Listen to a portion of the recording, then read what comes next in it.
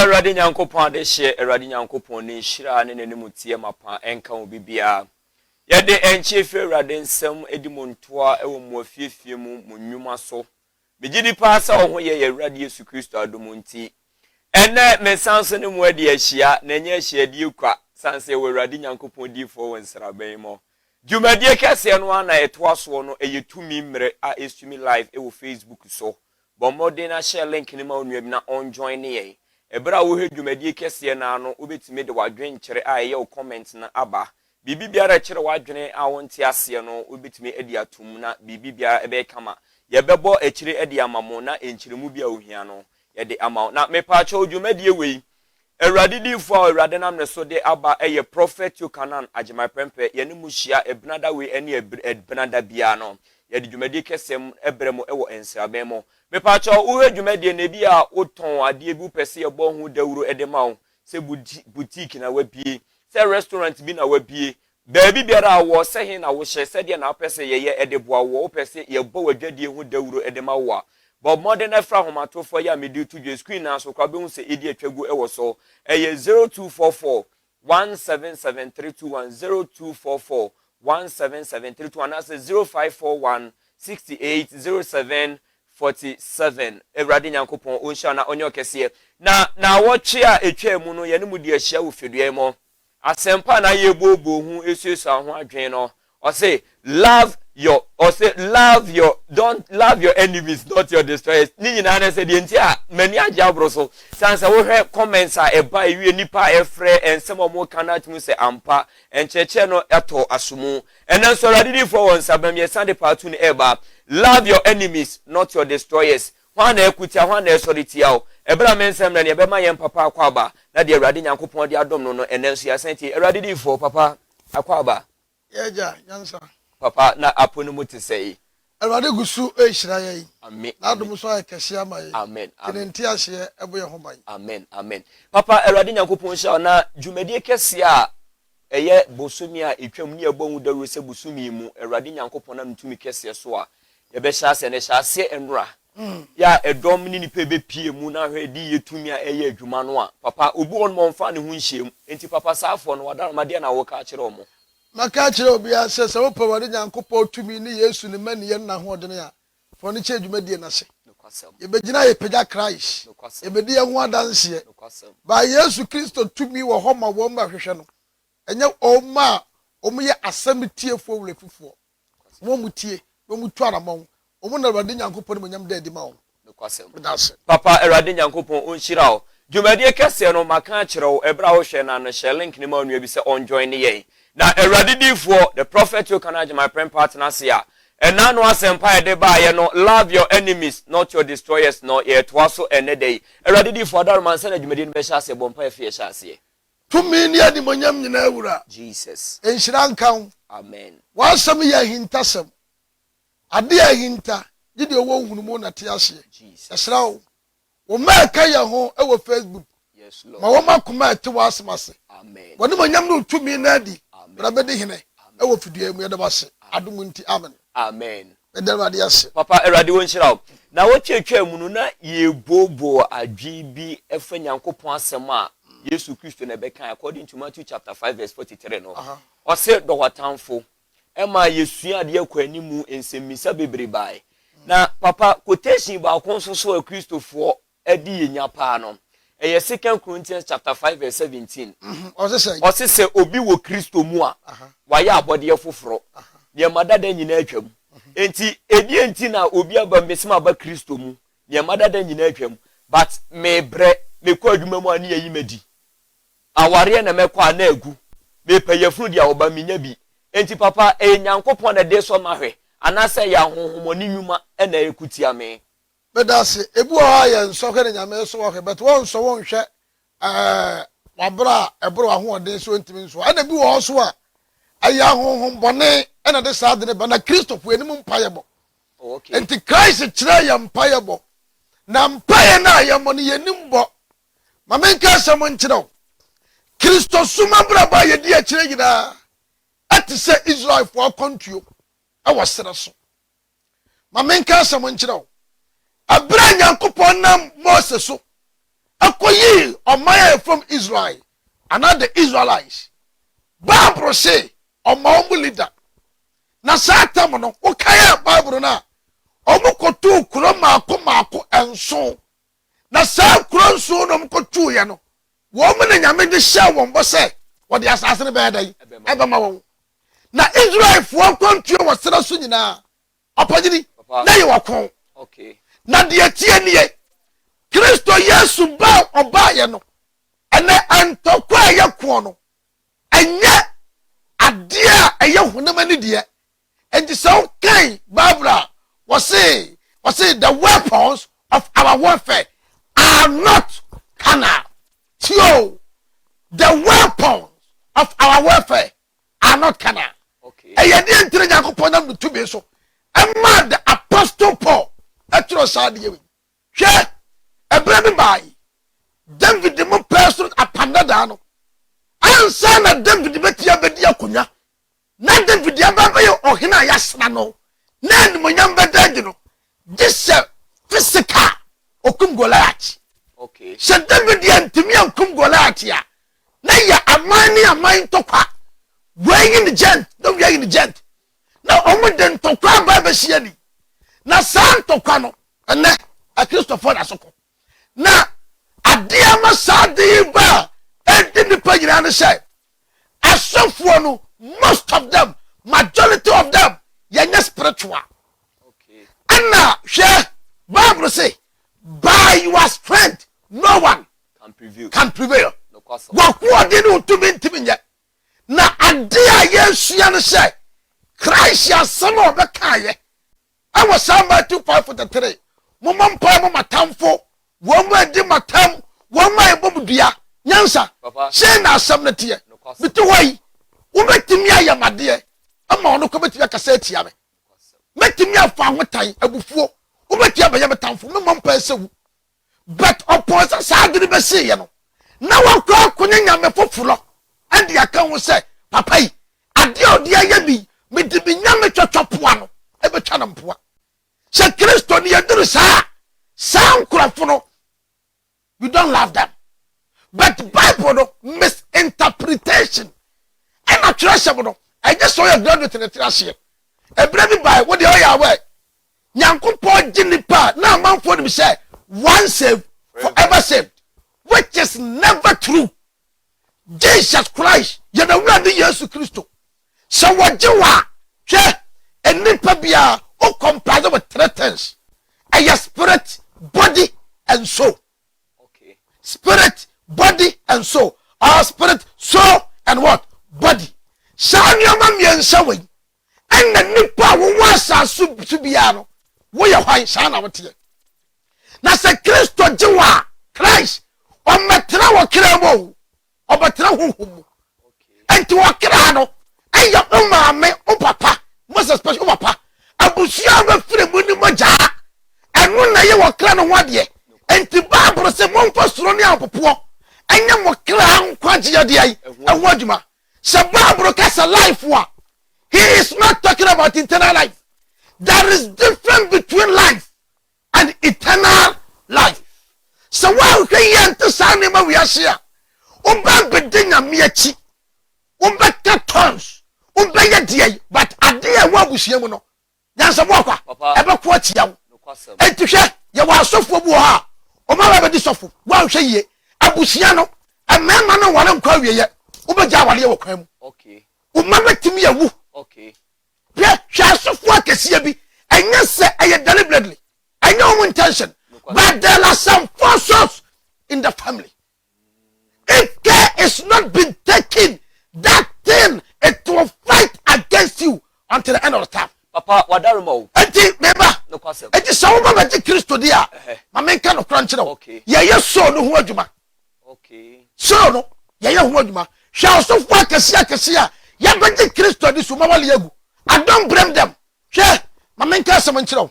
Abra ye start ye, nyame fra ye almost 13-15 years ni. Ani ye nyame dwuma. Sante di asofo bi akyi wewe no. Mamenka no kranche no. Ade ne wamu ne se Nyankopon bedak intasem bi adi kyerɛ me. Ye wo se illiterate enti ne ye saa. Epike adre mama gina me adi. na so ka breaking of demonic altars here. People thought to say, so one thing I be do here, there is no any water. Share. Ko check the Bible, man that much altar our. And it's so much Christo dia. Ya wonioma enti ya start ni ya bompa ni say, o so do man those retreat. Ni ya start bomwen sem bompa o so do man those retreat. And na enchiran kan rade. So for panyina ya papa ye nyina ebu no, ko check ya papa Duncan. Wo mu nyina esi prayer cathedral. Anyom wo ye na umbako graduate, the PhDs and the doctors. Omu bomwen sem do mo dan ya apempo bompa. But when we started, people thought say, yeah, illiterate. When nyame asem won, but then the chan kwasiafo. And so we say kwasia bi se meto, na radio da hin testament de kire me. Na me kire wa, you might take it on. Either you take it or leave it. When you are say, oh, damn madam. Onim de aka adentina, e wasam bobom paye, na me de me na pempem ho. Me nana, but then the dia kire me.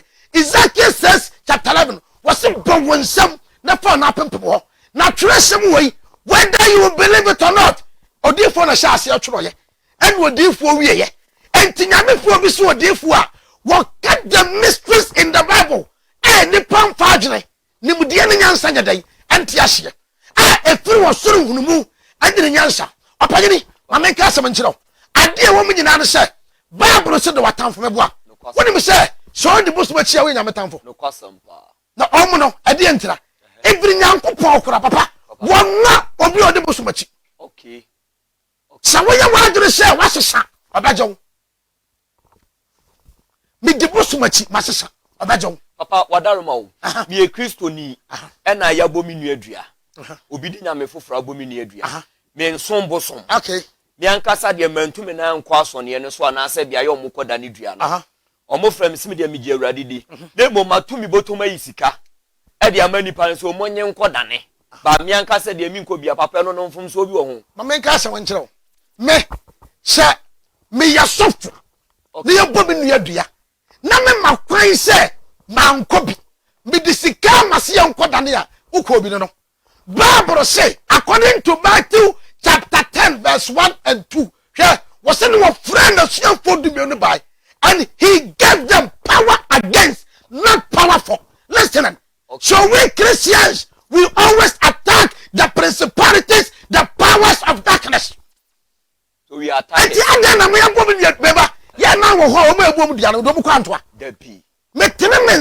Because Nyame to me, and he that is in me is greater than the one that is in the world. And yadana mamantua, yabong me badian to us a quadane. Yad was soon near Sassi to me, I shall papa answer. There were 10 months to we say. Now I mention I say, Yapum Yaman could be just quadane. Now myself would you say, men caught the sick assume because it's come out on a walk. And one from swap and tear so for me, yes, I know, or maybe I'm a tamful. Be a barber, mamma. Papa. That's a walk of your barber, mamma. Papa. February Isaiah 20 verse 1.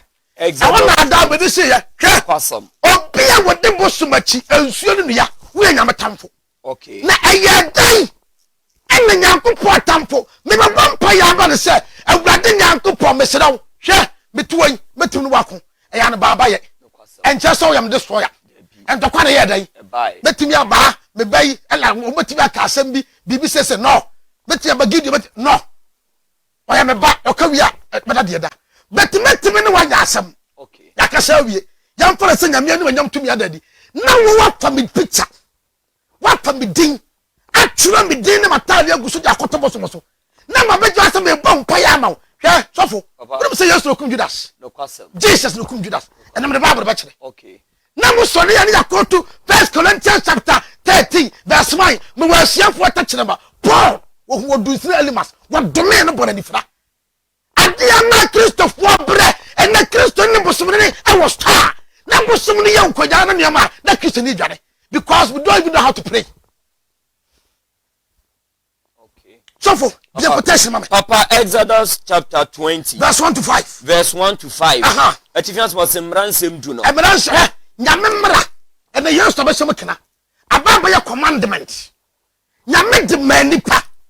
What the man who come to be dear say and tiasie and will be able to the defo and the ransom do no yansha Marco 9 ɛyɛ awurade nyankopɔn de ya ana maako nsia ɛyɛ nipa yesu bo bɛhyɛ mu kana ya matra nyame fie ba ya hyɛde ɛde wɔ ha de brɛde bi ba de me kana wote ase so fu bi quotation papa Exodus chapter 20 verse 1 Exodus 20 verse 1 down ɛtinas wɔ sembransɛm du no sembransɛm du na onyankopɔn ka nsɛm nyinaa sɛ meni awurade onyankopɔn me yiw Misrim asase so nko afiwe mu no enye nyame foforo nkame ho enye ohonyini biara anade ewo wie mo soro anade ewo asase so wo fam ene de ewo nsuo mu asase asense so biara mfa na enkoto won na ensom won na me awurade nyankopon me ye nyankopon ni nkumfuo ye nyame nkumfuo amitu agyan mamum yosoka papa wo tua agyan mo de ai amum yosoka me fa maso kosi a won to so me en so what you say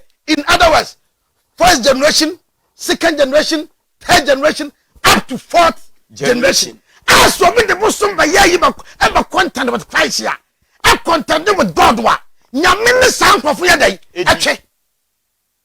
And Tiayadai, and the other just to house. Now who could a demon?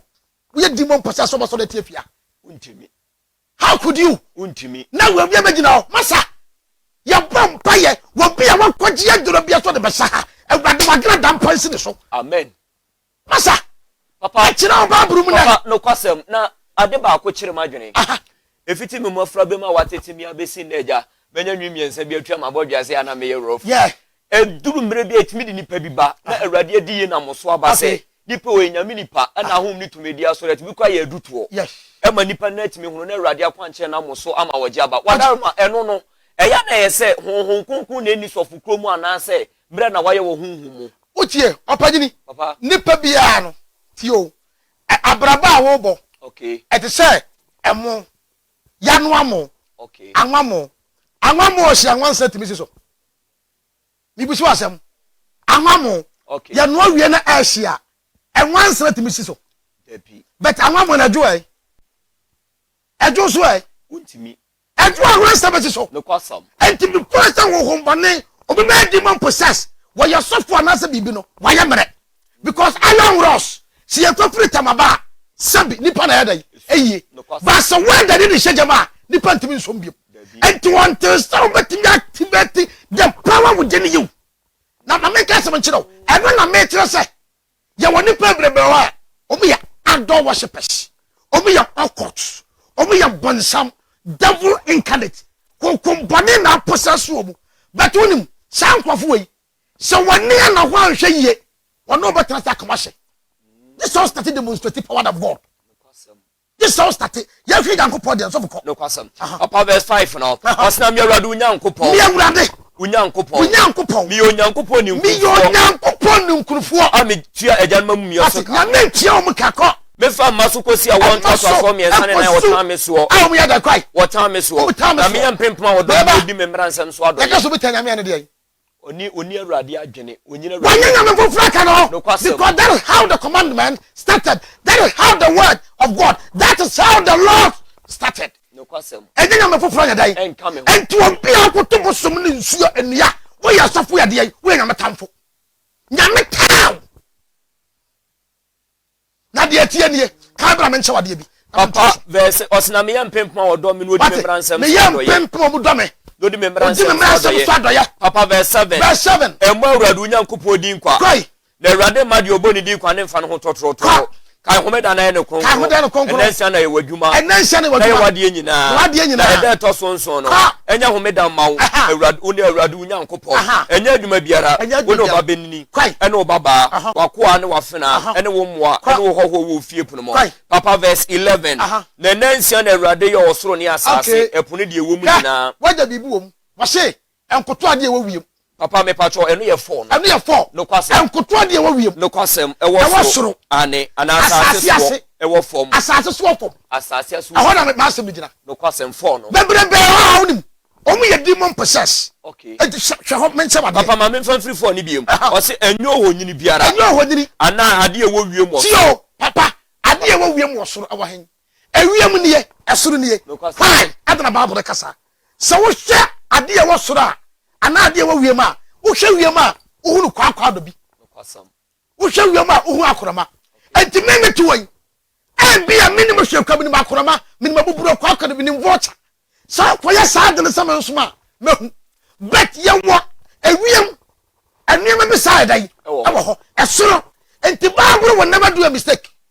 Okay. Say nya de wa wiem ewo soro ye wa de mo soro bebrebe eni ya dai ehunu ye wo tumi bi na Paul ka say tio eni ne honam ne magya ye ne mpaniniye tuminiye eni ahohombone a ye wo soro enti ye wa ahohombone bi enti omo ha wono onya kristoni omo so kristoni obi ye muslim obi ye wei but no wa tumi bi ye wo soro mfiri nyame uma ko no wa ye sign bi so somade no ogo to no ni nyina nse kwa problem kire no okwaya no adere ti se sakasaka you have no idea the moment you go to sadia no to the best of your knowledge you know nothing of when man the kura wa sadia ni enti ade wo wiem de obahu da so dai enti ye wo nuama bi enti obi o wani no wo soro nuama no mimi hura me mahu Bible se mi angoto bibia enti sa nuama no wo wiem wo soro no de wo wiem de obahu na soro de no eno ne obu a wo se me ye okot grand master no akekeki kansem bi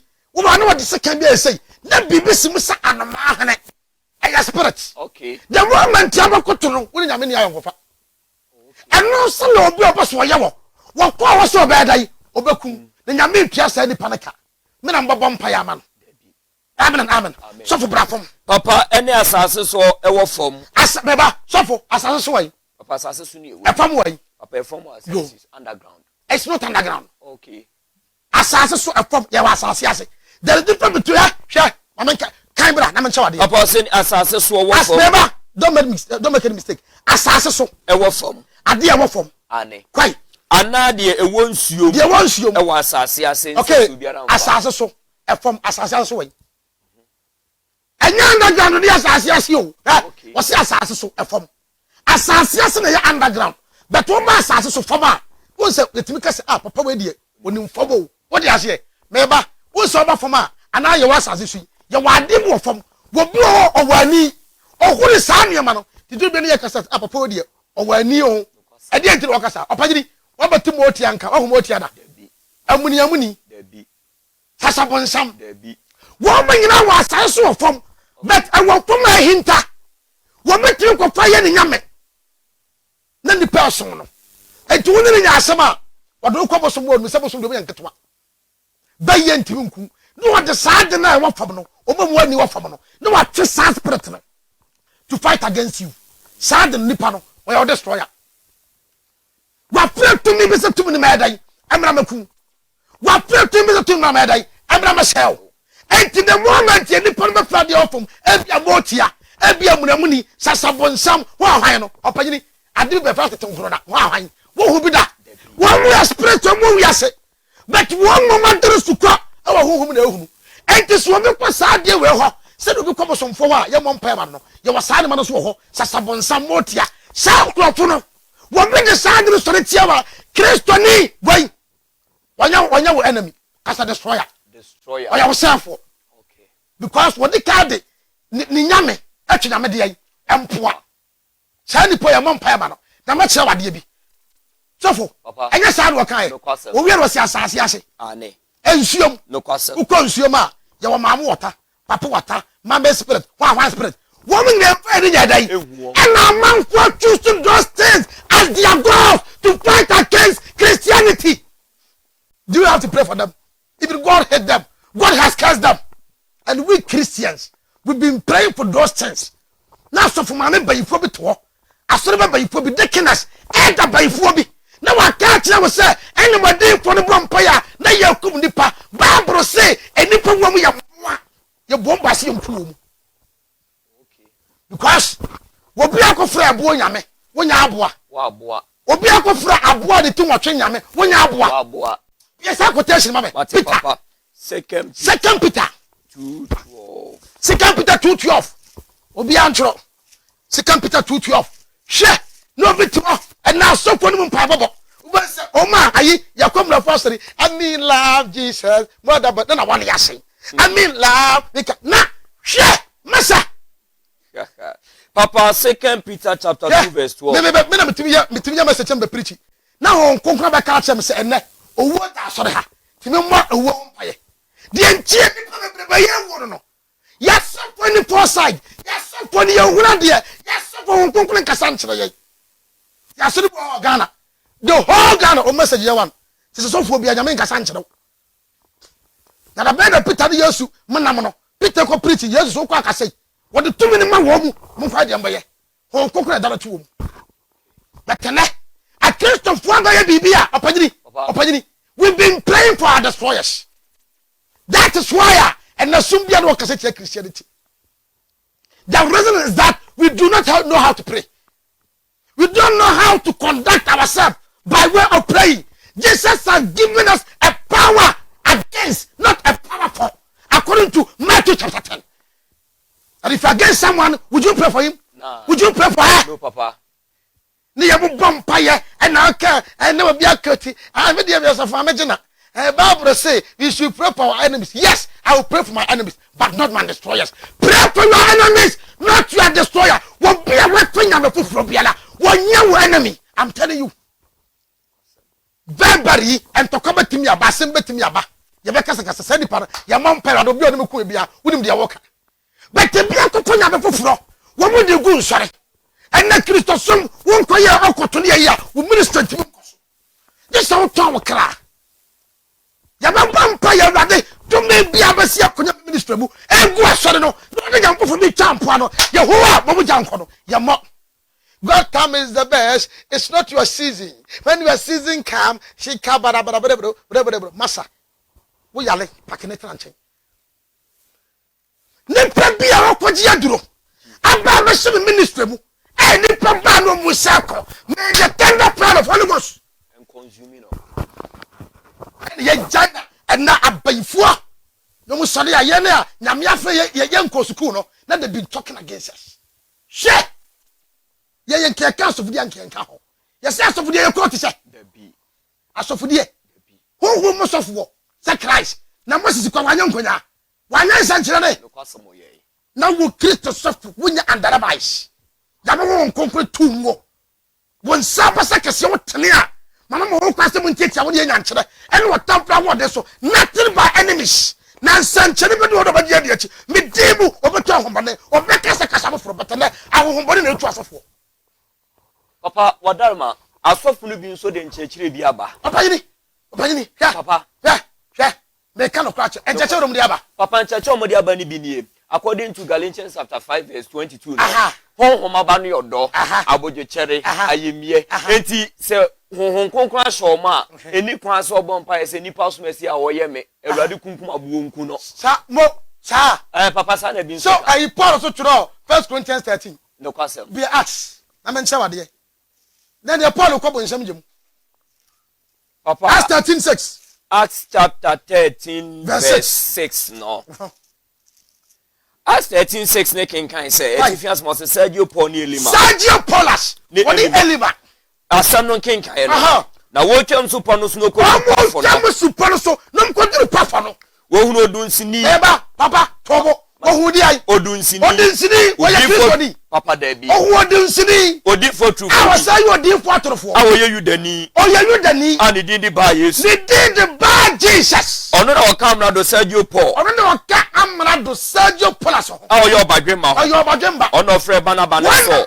Barnabas so. Efisɛ no openyankopɔn asɛm. Openyame asɛm atie. Na odunsini Elima no nso. Na odunsini Elima no nso. Sɛ de ne din kyerɛase tie. Ne din kyerɛase no no. Osi wɔn kwan. Oyadai. Osi wɔn kwan. Okay, papa. Asɛm ko obi asɛm kwan. Paul was apostle. Ɛde no so ye. Oh papa me dianka me break it. Say was wo homa ba no wodo. No kwase. Enti osanka Paul tene ne nsa. Okay. No the 2 Elima so. Me bo a. No kwase. Tumi a wo ka we bi akọ ne ye nkọ. Ya we dia Paul ye. O se Elima so said ndi tie o si won kwan. O si won kwan. Na wo hwehwe so Dani Abrado fi die ne. Wo Dani obi shebre. Wo hwehwe se wo Dani obi mpaja. Wo hwehwe se wo Dani obi break through. I speak as the prophet manager. Say to me dia me person what to say. Yes sir woni manyama. May the fire of God crash. Amen. What to say? And Paul here dai. Na so our friend Paul so ahonhon konkran hye no. Eba sofo. Papa. Everybody Israel. Amen. Paul a friend there. So wo de honkonkon na koti me bo a. No kwase. Na Paul a friend so de na ahye ne ma. Honhon konkran hye no. Ahye ne ma no. Na honkonkon ya dai. Ahye ne ma. And Paul ma honkonkon ndi ba kwa no. And wo ya dai. Oshenidi ka say. Washe Elimas di ka say. One nada. Ni musuo nyina ye oma. Ani musuo nyina ye oma. Obonsamba. Tini nyina tamfo. Ade pepe abama kuma na wusi kwan. Wunya Awurade kwan che kon. Awurade nyame ni manyam kwan wunya atene. Na afehye. Wunya atia. Na afehye. Awurade nsa dawo so. Awurade mfa ne nsa nto atamfo so. Na wani befura. Wani be dai. E befura. Sofo. Papa. Be pa chaw. So. Ana Paul. Enti we na wo so nyame na ball no. Nyame na ball no. We ade na Paul amampa ya ba no. Okay, ne so Nyankopon tamfo. Ha! Masa. A Christopher Mumpayable. That is why Demas has taken our ministry over. Okay. Paul ministry. Shadi oye. Okay. Nyame sada also. No kwase. Woni be dai. Ebefra. Enti obi a wo se kwabere ne yadai. Emfra. Na Paul bompa mi bobi amaya bone. Dabi. Nyansa bo akwa. Papa. Paul bompa ye we yo. Na me na me bo amaya bone. Dabi. Okay, so for. Sabra quotation we. 2 Timothy 4 verse 14. 2 Timothy chapter 4 verse 14. 2 Timothy 4 verse 14. Okay. Now, so, Master, when you Christian, love your enemies, not your destroyer. Will be a one son here, share what you are.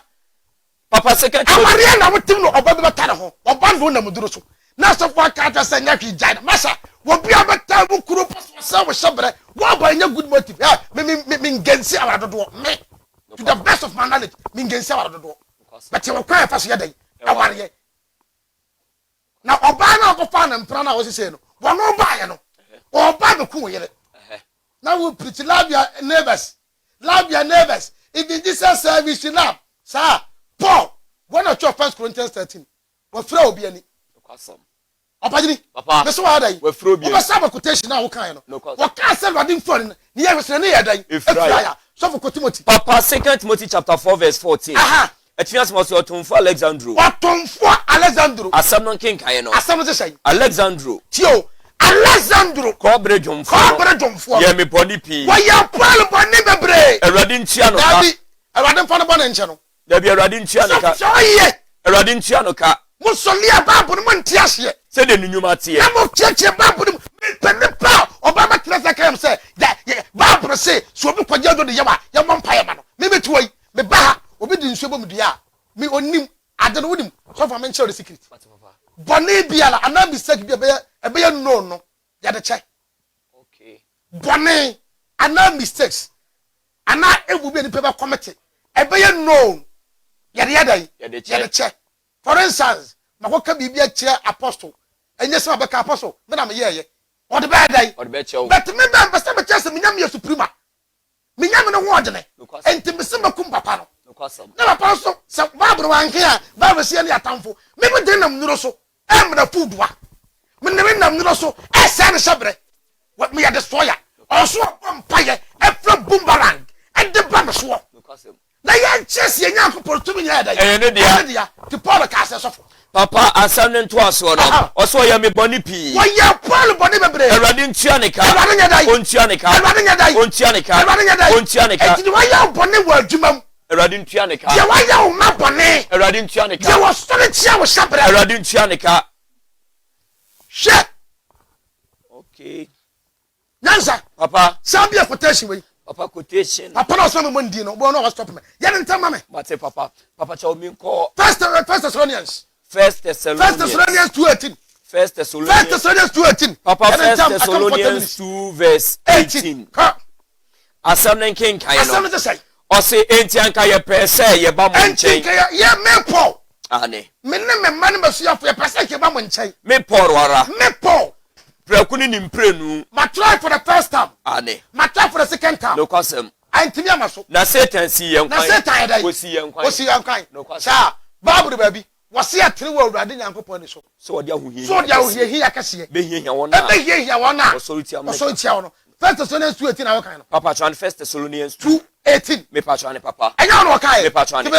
me ba why dey see no kwan e Satan sa no kwasem wo see no kwan no amana anko wa amana anko enti Paul nshira no dabi sa hwe nyame mie ni pani no kwasem na me ka asem bi a kyerɛw se Kristo so no wonte ase ya no kwasem me Yesu wona kum Judas no kwasem wo say Judas wo ye obi o secretive wo to Yesu ohun akire ba ye hwe Peter wo obi a wo ka na adwene wo ye bibia no aka enti yesu kwa bompa ma Peter we was Peter way by you Judas here according to Matthew Jesus say the actual from hono sana me hono na eno men kanipa obayini ama wa bra mo kan joma Job say yesu Christ say owura fa na bayi ama ana yesu ka chane say dia me de pa no sini ebuku we mama no dia me de pa no sini bebuku we mama no wona ba dai obeyimi ama e da na yesu bo Peter Judas dia yesu our Lord Jesus for kum Judas. Okay. Papa Matthew chapter 26 verse 24. Verse 24. Chapter 24. Chapter 26 verse 24. Matthew 26:24. Papa Samuel King kind of. Also the papa na kwasa de watch on the day. Me yesu. Me akwati prampa meti yi. No kwasa. Me kwasa de atwa fam so. Dan so ni po beyi no ama. Dan so ni po beyi na ma no. Onue. Obi ka se well unto you a enhira. Wadome o. Ni po beyi na ma onya dai. Onue. Twa so. Se wa ho se onipa no a. Se ya ho se onipa na. Enkeye ma no. Enkeye ma no. Ena Yuda oyi no ma ni bua se Rabbi emi ana. Ate. Woni mi so na esa ade no. Was Rabbi ayemi ana. O se no se. Ade Yesu ka chen se. Waka. Afede to ka so onue. Well unto you ayasam papa. Kokan Luke 2:17-17:2. Koy Luke 17:2. Mention ade. No kwasa. Masa, hwe. Shababro no wonte ahia. Jai. Efri na akro. Monse samon paibo. Papa Luke chapter 17 verse 1 down no. Luke 17:1-2. Osno okache na suafo no se. Okache na suafo no se. Edane se den ya. Eye dia be Yesu Kristo. Sunti duato no beba de. Sunti duato no beba. Na so dia nam ne so beba no wie. Na so dia anam no so a. Ebeba no onwie. Eye hwe ati o. E se mete ya. Eye hwe bedum light. But why we odwemu ya? Abakudum light no. Die. Anti washiraw. There be. Masa. Adie na Kristo fo ye. Adie na asiai. Tete no. Na ntokwa ye kuro ni kuro. Okay. And the Philistines, obutuni das be dai. Ebeko. But na ntokwa no. Eye individual. Me before some meeting ya wale. Ya bu shem ya wale. Me koye 21 days fasting. We any pam yes no mo. Me kwam de me tonto ayi dai. Ekoye. Me bom se wade. To me ni pam bi o sia wade akwan. Wa ma ye wala abuhia wade kuno. Ni pam bi a so tia me shabra. Ya wo be ba ma akopɛ. Wo so ma me mpaja wade kuno. Jesus. Ana so fo bebrebe o mo te fiato mo num. O mo shabra nya sa wo. O mo ye ni pakase. But mpabro mo hunu bo. Jesus. Our weapons of our warfare are not carnal. And according to 2 Corinthians 10:3, yanam honam de nanso yentu sa enti obi abayifo wade boso ba yankopa tio de ka dai amfa nkono so was say I am mighty through God and to the pulling down of stronghold and na adibiara Jesus aya punkese adibiaya mepo esore tiawa Jesus obon se oba obetena so jadie busa obi na yasa and obi atobi bi to aware yeso wa break wo sabre Jesus kele dia de ba mo papa wo do school ma na edama ba na bodam edama ba kele dia na atena wo si be di nsuo na sa na yade Jesus the psalms yes Jesus papa yini papa why na anya na busa na ya ni na na sani pa na so kwa bono ama maame ne besra ma maame na sa besra ma no maame ne besra ma no o mo dia kwa na tia na o disca ba so on one esa akra oh na Christian never tell everybody God time is the best I know my time will come liberate them wo yare e madness yes Christo ko ma sampai no ebra yesu ba bewu no obompa 3 hours e ma nim fufure e da ne moja te mo se e bompa na se shouto na ye nim de ya we the prophet am ko Hebrews 7 or Hebrews 5:7 ane ya jampa yesu ba mo fon sembra bi obeti first mo so nipa yesu Christ oni papa yesu Christo asem no nkenkan no oso no ne honam nam in the days of his flesh odem paibo ne nkotosere ne ntiemu and strong cry ntiemu obetumi age no what the strong cry efe de obetumi age no wa wali agubon pass to me otis wo guda ujira na pablo lord you will say we should love other any day about them lord bakre bra wo yale enne so obi asole what destroy nature what destroy future what solo sabre and munyamo ba no abroko wonni ko just star no akoto do beguo na so do na ngosoro so a yamo kunkunai wa ba pompa katan crash wa me bompaye am obi a wo tie me obi a ya to sabre and munyam ni mpaja afri hwakọ eni practice so de bone wo kodro su kuma wa tro exam times on count onkoma no ntua kama David say Awurade wo ne o man me kono enko wo ne o man me ham no enham won so kyem ne nkatani enso me boa Yehowa amwa emfa se bia kono adam nto so bye bye amen Awurade di for Awurade Nyankopon nyo kese dwumadie no tumi mre ene aye ne mo hye Nyankopon ya adoma da se ne ye besa no madi ahia won sabe me pa cho number person sponsor program na ubetimi de wo mo afa so no ene go screen so no bomodian ene sa me pa cho bi a ye sorry no o person ka comment bi e be dia ma me de WhatsApp number bi to dwa bomode fa o message bi a open fa test na Nyankopon ya adoma da se ne ye tena se eno ne ade a medi nkan akenkan dia ma na nchemu bi a ope de Awurade di for no o dia ma number no 0541 68 0747 0541 68 0747 me sorry die bibia nsesan edi ne kwaso aye nyansa bo akwa Awurade di fo di no prophet Yokanan Ajimapempe Awurade nhyira no nyo kese amen.